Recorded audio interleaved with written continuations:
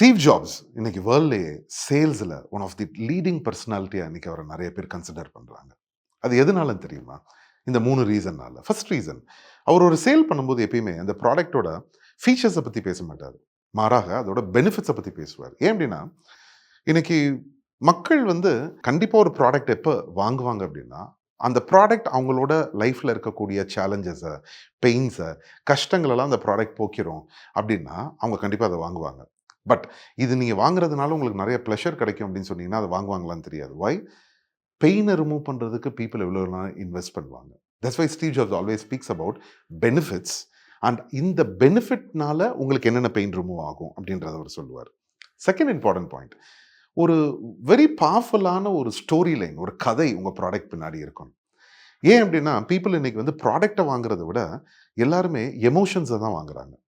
இங்கிலீஷில் ரொம்ப ஃபேமஸாக ஒரு சேயிங் உண்டு, people don't buy products, they buy emotions அப்படின்னு சொல்லுவாங்க. ஸோ இன்னைக்கு நீங்கள் ஒரு ஒரு ஒரு ஸ்ட்ராங்கான ஒரு ஸ்டோரி இருந்தால் தான் நீங்கள் உங்களோட ஆடியன்ஸோட நீங்கள் கனெக்ட் பண்ண முடியும். எதனால் அந்த ப்ராடக்ட், இந்த ப்ராடக்ட் எப்படி நீங்கள் உருவாக்குனீங்க, இந்த ப்ராடக்ட் மூலமாக இவ்வளோ ஒரு பியூட்டிஃபுல்லான விஷயங்கள் இந்த உலகத்தில் நடக்கக்கூடும் அப்படின்ற ஒரு ஒரு பவர்ஃபுல்லான ஒரு ஸ்டோரி லைன் இருக்கணும் அந்த ப்ராடக்ட்டுக்கு பின்னாடி. மூணாவது விஷயம், ஸ்டீவ் ஜாப்ஸ் என்ன பண்ணுவார்னா, ஹீல் கீப் திங்ஸ் வெரி சிம்பிளுங்க. அதாவது ரொம்ப காம்ப்ளிகேட் பண்ணி ஒரு விஷயத்த பேச மாட்டார். ஏன் அப்படின்னா அவர் என்ன சொல்கிறார் அப்படின்னா, நீங்கள் ரொம்ப காம்ப்ளிகேட் பண்ணிங்கன்னா பீப்புள் வந்து ஐயோ அந்த ப்ராடக்ட்டும் ரொம்ப காம்ப்ளிகேட்டாக இருக்கும் போல, இது நம்மளுக்கு வேண்டான்னு முடிவு பண்ணிடுவாங்க.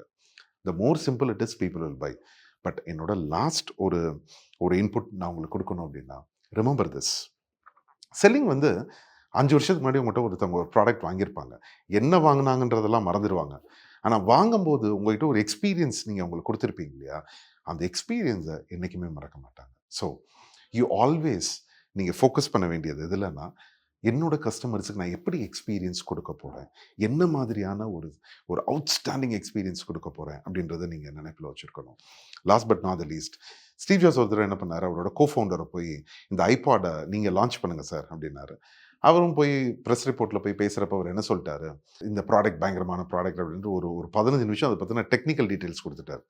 இதை பார்த்துட்டு ஸ்டீவ் ஜாப்ஸ் ரொம்ப அப்செட் ஆகிட்டு அடுத்த நாள் அவரே போய் ப்ரெசென்ட் பண்ணிட்டார் ஸ்டேஜில். எப்படி ப்ரெசென்ட் பண்ணார் தெரியுமா? This is a device. இந்த டிவைஸை நீங்கள் உங்கள் பாக்கெட்டில் வச்சுக்கலாம். விசிட்டிங் கார்டு சைஸ் தான் இருக்கும். அண்ட் இதில் 500 உங்களோட ஃபேவரட் சாங்ஸை நீங்கள் ஸ்டோர் பண்ணிக்கலாம். ஃபஸ்ட்டு சாங்லேருந்து சப்போஸ் நீங்கள் 250th சாங் போகணுன்னா இமீடியட்டாக நீங்கள் போயிடலாம்.